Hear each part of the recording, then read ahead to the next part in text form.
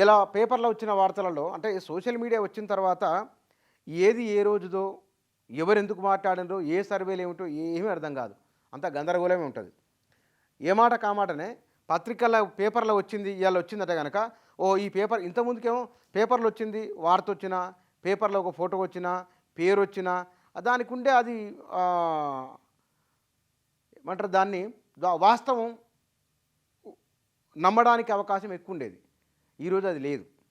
కానీ పత్రికల్లో వచ్చినాయి, పేపర్‌లో వచ్చినాయి, ముద్ర రూపంలో వస్తది. అది రికార్డ్ అయి ఉంటది. చూస్తే అవును ఇది నిజం అనడం నమ్మడానికి కొంత అవకాశం ఎక్కువుంటది. అంతే మొత్తం కాదు కొంత ఎక్కువుంటది. వాట్సాప్‌లలో, ఫేస్‌బుక్‌లలో చాలా చాలా ఈ పార్టీకి ఇన్ని సీట్లు, ఆ పార్టీకి అన్ని సీట్లని ప్రతి ఎలక్షన్ సమయంలో వస్తుంటాయి. ఇక్కడ లోక్సభ ఎన్నికల్లో ఎవరికేంటంటే తెలంగాణలో లోక్సభ ఎన్నికల్లో కాంగ్రెస్ పార్టీకి ఎక్కువ సీట్లు రాబోతున్నాయి. ఇది India today mood of the nation. ఈ India today mood of the nation 3 నెలలకోసారో, 6 నెలలకోసారో కొన్ని కొన్ని సందర్భాలలో ఎన్నికలు వచ్చినప్పుడు ఈ దేశంలో ఉన్న ఓటర్లు ఏమనుకుంటున్నారు అంటే ఇందులో నిజానిజాలేమిటి, దీంట్లో మ్యానిపులేషన్ ఏమైనా ఉంటుందా అంటే ఉందో లేదో వాళ్ళు చెప్పాలి. మనకు ప్రజల మూడ్ ఎట్లా ఉంది అన్నప్పుడు జాతీయ స్థాయిలో నరేంద్ర మోదీకి అనుకూలంగా ఉంది. మరోసారి ప్రధానమంత్రిగా మోడీ రాబోతున్నారు. మునుపటి కంటే కాంగ్రెస్ సీట్లు పెరగబోతున్నాయి. ఒక 70-80 స్థానాలు పెరగబోతున్నాయి కాంగ్రెస్ పార్టీకి. ఇండియా కూటమి నుంచి ఆ మిత్రపక్షాలు బయటకు పోయినా సరే రాహుల్ గాంధీ చేస్తున్న పాదయాత్ర దేశ ప్రజల్లో కదలిక తీస్తున్నది. కాంగ్రెస్ పార్టీ వైపు కొత్త తరం ఓటర్లు కూడా చూసేటట్టు చేస్తున్నది అనేది ఒకటి.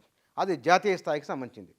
మన రాష్ట్రంలో తెలంగాణలో కాంగ్రెస్ పార్టీకి 10 లోక్సభ స్థానాలు రాబోతున్నాయి. బీజేపీకి, బీఆర్ఎస్కు చెరి 3, ఎంఐఎం ఒక స్థానం అట్లే ఉంటుంది అనేది. ఇక ఓటు షేర్ విషయానికి వస్తే కనుక 29 బీఆర్ఎస్, 21 బీజేపీ, 41కి పైగా కాంగ్రెస్ పార్టీకి. మరి మొన్నటి లోక్సభ ఎన్నికల్లో గెలిచిన్నది కాబట్టి ఈ గెలిచిన ఊపుతోనే ఉన్న కాంగ్రెస్ పార్టీకి అదనంగా లోక్సభ స్థానాలు రాబోతున్నాయి.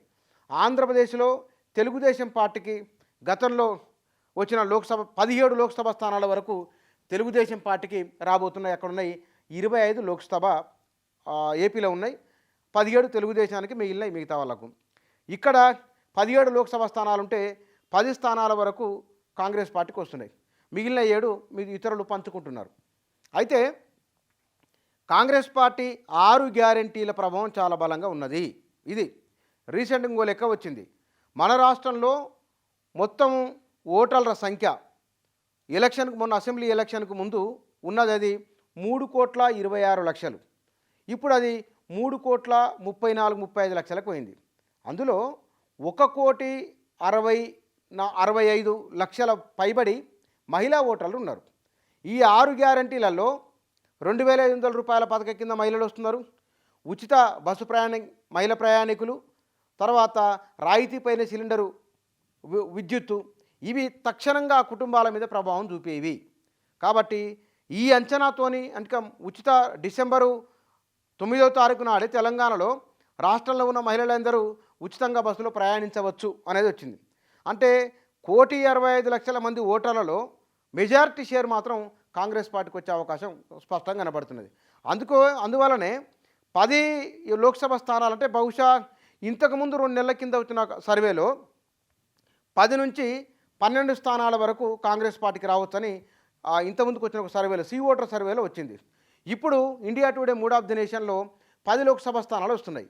అంటే మనకు ఏతావాత ఏం తెలుతున్నది, లోక్సభ ఎన్నికల్లో కూడా రేవంత్ రెడ్డి నాయకత్వం లేదా తెలంగాణలో కాంగ్రెస్ పార్టీ ప్రభుత్వానికి తెలంగాణ ప్రజలు మద్దతు ఇవ్వబోతున్నారు. తెలంగాణ ప్రజలు కాంగ్రెస్ పార్టీని మరోసారి ఆశీర్వదించబోతున్నారనేది India today mood of the nation చెప్తున్న మాట.